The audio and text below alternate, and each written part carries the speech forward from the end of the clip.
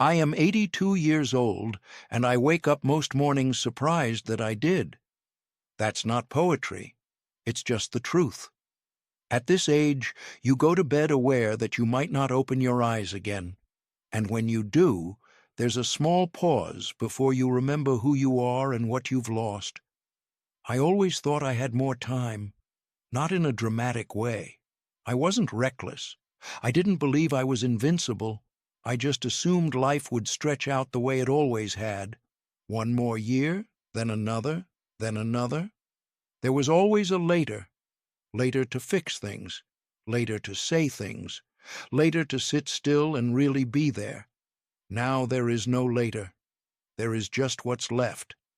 Time feels different when you're 82. It doesn't move quickly or slowly. It just narrows, like a hallway that keeps getting tighter until you have to turn sideways to keep walking. I feel that narrowing every day, in my body, in my memory, in the way friends' names are spoken now, softly, in past tense.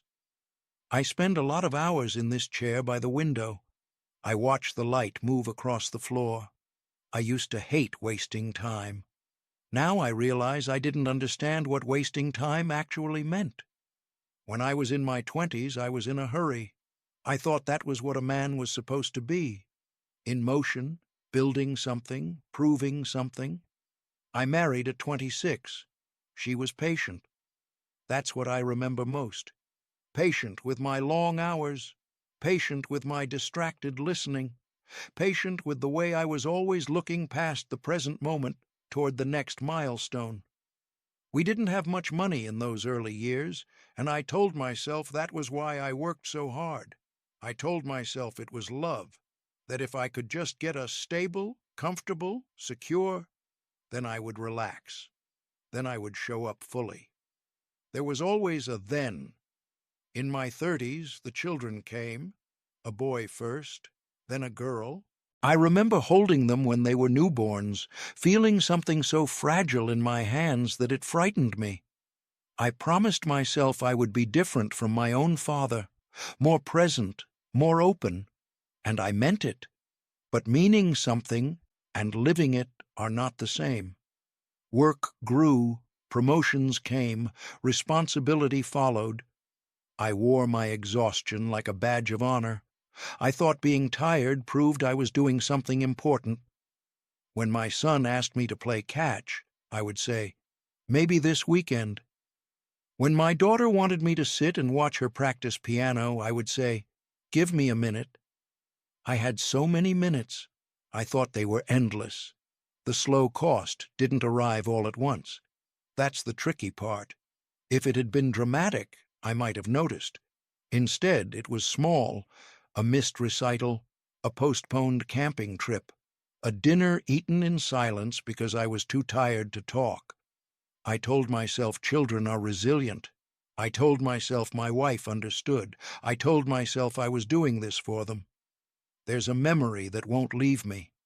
My daughter, maybe 8 years old, standing in the doorway of my study. I was going over paperwork. She just stood there, not crying, not asking for anything, just waiting. I remember feeling irritated, not at her, at the interruption. I said, "What is it?" She shrugged and said, "Nothing." Then she walked away. I don't know what she needed in that moment. I never asked. I never got up from the desk. That's what I mean when I say I thought I had more time. I thought moments like that would come back around. I thought there would be another doorway, another quiet chance to choose differently. In my 40s, I finally reached what I had been chasing. The house was paid down. We took vacations that looked good in photographs. I had a title that impressed people at dinner parties. I remember standing in the kitchen one night after everyone had gone to bed, looking around at the polished countertops and thinking, "This is it. I did it." But the house was quiet in a way that felt unfamiliar. The children were older by then, teenagers. They didn't stand in doorways anymore. They closed them. I tried to step in more. I really did. I went to games. I asked questions. but I could feel something subtle had shifted. They were polite with me, respectful, but there was a layer of distance that hadn't been there when they were small. Distance doesn't arrive with an announcement. It settles in like dust. My wife and I grew used to living around each other's schedules. We were partners in logistics, bills, appointments, school forms. We rarely fought. I used to think that meant we were solid. Now I wonder if we simply stopped expecting too much. There was a night, I must have been 52, when she said, "I miss you." We were sitting at the edge of the bed. The television was on low. I remember feeling confused. I was right there. She didn't argue. She just nodded, like she understood something I didn't. I told myself we would travel more once I retired. I told her that too. "Just a few more years," I said. "Then it'll be our time." A few more years. Retirement came at 67. There was a small party, a plaque, handshakes. I drove home that last day feeling lighter than I had in decades. I remember thinking, now life begins again. But life doesn't restart at 67. It reveals what you've built, or what you haven't. The house felt too large by then. The children had their own lives. Calls became weekly, then less. Not because they were unkind, because they were busy, just like I had been. My wife and I tried to fill the space. We took short trips. We went out to breakfast on Tuesdays. But there was a stiffness between us, like two people who had shared a mission but forgotten how to simply sit together. Then she got sick. It wasn't sudden. It started with fatigue, then tests, then words from doctors that sounded clinical and detached.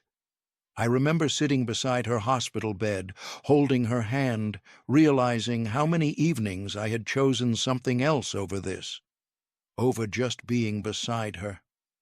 There is a particular kind of clarity that comes when someone you love is slipping away. The noise falls out of everything. The promotions don't matter. The square footage doesn't matter. You start bargaining with time itself. I would have given anything for one ordinary Tuesday night from 1987. One dinner where I put the briefcase down and listened without glancing at the clock. She passed when I was 74. The house has been too quiet ever since. People tell you grief softens. Maybe it does, but it also sharpens certain memories until they cut. After she was gone, I tried to reconnect more deeply with the children. We're on good terms. They visit when they can. They call. They help me with things around the house. But there are stories they tell about their childhood that I don't remember being part of. Teachers, friends, small crises. They laugh together about moments I wasn't there for. It's not that they blame me. That might almost be easier. It's that they adapted. They built full inner worlds that didn't require me. I sometimes sit at the dining table after they leave and think about all the evenings I chose to stay late at the office. I can't even remember what I was working on. Reports, meetings, numbers that no one cares about now. That's the turning point, I suppose. Not her death alone. But the realization afterward that I had structured my entire life around a future that never arrived the way I imagined. I thought retirement would feel earned. Instead, it felt like being handed back years I no longer had the energy to use. At 82, there are things you can't fix. Apologies don't travel backward in time. You can say, "I'm sorry I wasn't there," but it doesn't create a new memory. It doesn't put you in the bleachers or at the piano bench or in the doorway. There are afternoons when I walk slowly through the rooms of this house and touch the walls as if they might remember something I don't. The scratch on the hallway paint from when the kids were racing, the dent in the garage door, evidence that life happened here. I was present for some of it, just not enough of it. I don't regret working. That's not the truth. Providing for my family mattered. I don't regret ambition. I regret the imbalance. I regret assuming love would wait patiently at the edge of my schedule. I regret believing there would always be another chance to sit down and really look at the people in front of me. When you're young, 82 sounds ancient. It sounded that way to me, too. Now it feels like a blink. I can still see my son at 5, running across the yard. I can still hear my wife laughing in the kitchen. Those memories are sharp. What's blurry are the meetings, the deadlines, the things I thought were urgent. Sometimes I wonder what would have happened if I had left the office earlier, if I had taken more unpaid days, if I had risked being seen as less driven. Would anything truly have fallen apart? Or would the only difference be that I would have more memories now, more shared glances, more inside jokes, more ordinary evenings that felt unremarkable at the time? Loneliness in old age isn't always about being physically alone. It's about realizing how much of your life you spent slightly elsewhere. I don't say this with bitterness, just with clarity. If you're listening to me and you're younger than I am, I won't tell you to quit your job or abandon your plans. Life is complicated. Responsibility is real. But I will tell you this: the moments that seem small are the ones that disappear first. The doorway, the question, the quiet, "I miss you." They don't repeat themselves forever. I used to believe I was building a future for the people I loved. I didn't understand that the future is built out of the present. Miss enough presents, and the future feels strangely hollow. At night now, when I turn off the lamp beside this chair, I sometimes speak out loud to my wife. I tell her I'm sorry for the evenings I wasn't fully there. I tell her I see it now. I don't know if that matters. Maybe it only matters to me. I am 82 years old, and the truth is simple. I thought I had more time to soften, more time to repair, more time to choose differently. Time doesn't announce when it's running out.